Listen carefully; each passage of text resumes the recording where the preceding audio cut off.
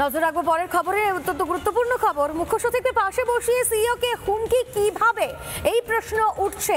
গতকাল মুখ্যমন্ত্রী মমতা বন্দ্যোপাধ্যায় তিনি সিইওকে হুমকি দিয়েছেন এবং ঠিক মমতা বন্দ্যোপাধ্যায়ের পাশেই বসেছিলেন মুখ্য সচিব। এ বিষয়ে মুখ্য সচিব কেন কোনো ব্যবস্থা নেননি? নির্বাচন কমিশনের নজরে এবার রাজ্যের মুখ্য সচিব মনোজ পান্থ।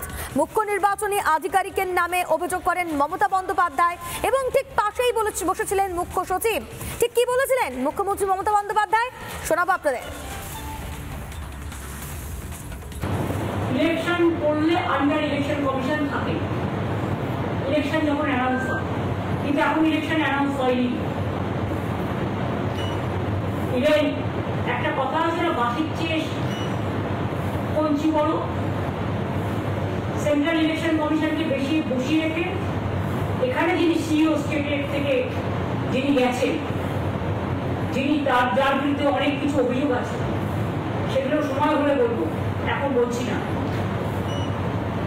আশা করি তিনি বেড়ে খেলবেন না, মানে ওভার রিঅ্যাক্ট করবেন না।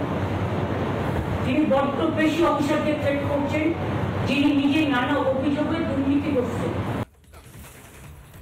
মুখ্য সচিবকে পাশে বসিয়ে সিইওর বিরুদ্ধে দুর্নীতির অভিযোগ করলেন মুখ্যমন্ত্রী মমতা বন্দ্যোপাধ্যায়। এই বিষয় নিয়েই কি বলছেন বিরোধী দলনেতা শুভেন্দু অধিকারী এবং বিজেপি সাংসদ সুকান্ত মজুমদার, শোনাবো আপনাদের।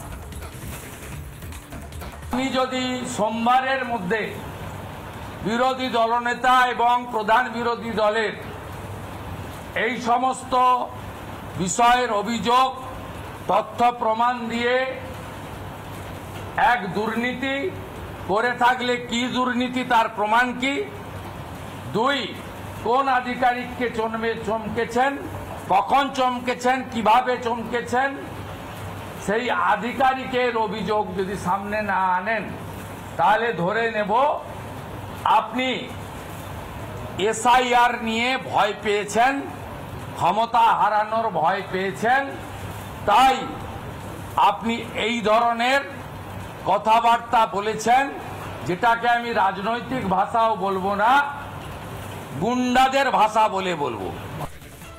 আমরা আগে 90-এর দশকের সিনেমা দেখতাম না, পাড়ায় পাড়ায় এরকম অনেক ফুটো মস্তান ছিল, ফুটো মস্তানরা ওরকম ডায়লগ মারে।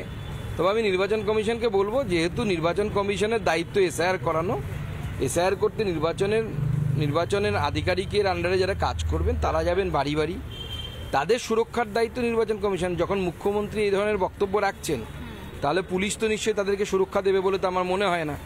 তো আমার মনে হয় সেই জন্য তাদের সুরক্ষার জন্য অল্টারনেটিভ ব্যবস্থা নির্বাচন কমিশনের করা উচিত। নানা ধরনের কন্টেন্ট দেখার জন্য লাইক করুন, শেয়ার করুন আমাদের ফেসবুক পেজ, সাবস্ক্রাইব করুন আমাদের ইউটিউব চ্যানেল। পাশাপাশি অন্যান্য ব্রেকিং নিউজের জন্য অবশ্যই চোখ রাখুন রিপাবলিক বাংলায়।